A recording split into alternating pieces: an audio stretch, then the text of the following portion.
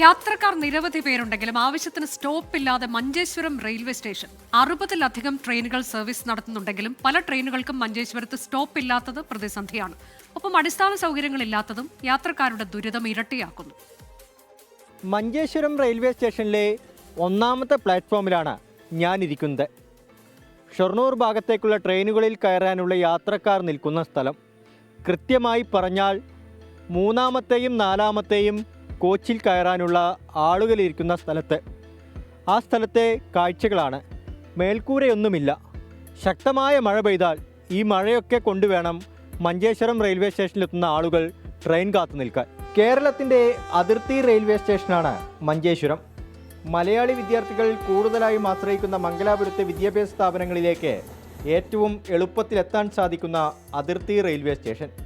മംഗലാപുരം ഭാഗത്തേക്കും തിരുവനന്തപുരം, ചെന്നൈ ഭാഗങ്ങളിലേക്കും 60-ലധികം ട്രെയിനുകൾ ഈ വഴി സർവീസ് നടത്തുന്നുണ്ട്.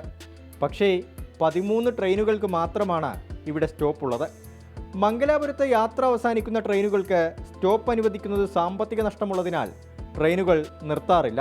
രാത്രിയിൽ 14 മണിക്കൂറോളം സമയം ഒരു ട്രെയിനിനും സ്റ്റോപ്പില്ലാത്തതും യാത്രക്കാർക്ക് പ്രതിസന്ധിയാണ്. നിലവിൽ ട്രെയിനുകൾക്ക് ആവശ്യത്തിന് സ്റ്റോപ്പ് ഇല്ലാത്തൊരു സാഹചര്യമാണ് മഞ്ചേശ്വരത്തുള്ളത്. അപ്പോൾ കൂടുതൽ സ്റ്റോപ്പ് കിട്ടിക്കഴിഞ്ഞാൽ തീർച്ചയായിട്ടും കളക്ഷൻ കൂടുന്നതാണ്. പക്ഷേ ആ ഒരു കാര്യത്തിലേക്ക് ഒരു ശ്രദ്ധ ഗവൺമെൻറ് റെയിൽവേയുടെ ഭാഗത്തുനിന്നുണ്ടാകുന്നില്ല.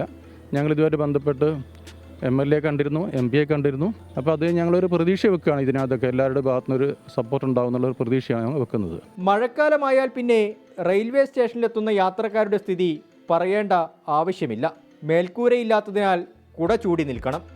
വേനൽക്കാലമായാൽ പൊരിവെയിലാണ് യാത്രക്കാരെ ഇവിടെ കാത്തിരിക്കുന്നത്. ട്രെയിനിൽ കയറാൻ ഓടുന്ന യാത്രക്കാർ മഴവെള്ളം നനഞ്ഞ പ്ലാറ്റ്ഫോമുകളിൽ തെന്നി വീഴുന്നതും പതിവാണ്.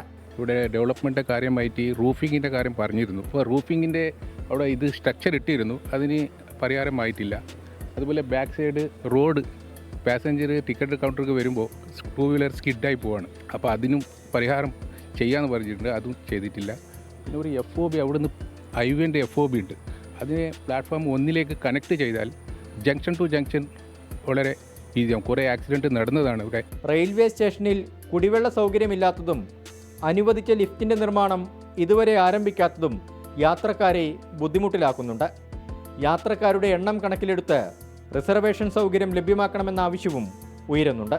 കാസർഗോഡ് ജില്ലയിൽ പ്രത്യേകിച്ച് മഞ്ചേശ്വരം പോലുള്ള അതിർത്തി മേഖലകളിൽ ജോലിക്കെത്തുന്ന ആളുകൾക്ക് ഇവിടെ ജോലി ചെയ്യാൻ പൊതുവെ മടിയാണ്. അതിന് കാരണം യാത്രാ സൗകര്യത്തിലെ അപാകതകൾ തന്നെയാണ്. മഞ്ചേശ്വരം റെയിൽവേ സ്റ്റേഷൻ മാത്രമല്ല, ജില്ലയിലെ മുഴുവൻ റെയിൽവേ സ്റ്റേഷനുകളിലും സമാന സ്ഥിതിയുണ്ട്. മഞ്ചേശ്വരത്ത് ട്രെയിനുകൾക്ക് സ്റ്റോപ്പില്ല എന്നതാണ് യാത്രക്കാർ നേരിടുന്ന പ്രധാന പ്രതിസന്ധി.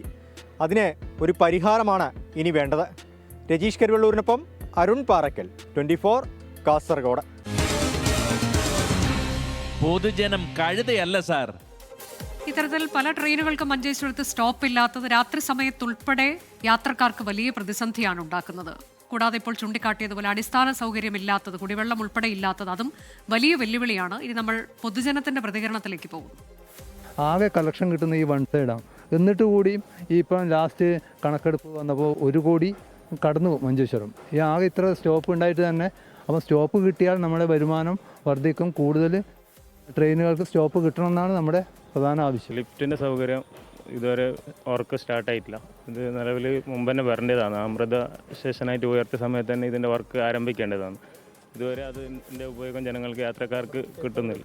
ഉയർത്തിയിട്ടുണ്ട് അതിൻ്റെ അറിയാൻ കഴിഞ്ഞിന്. പക്ഷേ ഇതിൻ്റെ ഒന്നും കൂടെ അതിൻ്റെ ഉപയോഗം ജനങ്ങൾക്ക്, യാത്രക്കാർക്ക് കിട്ടുന്നില്ല അതിൻ്റെയാണ് വസ്തുത.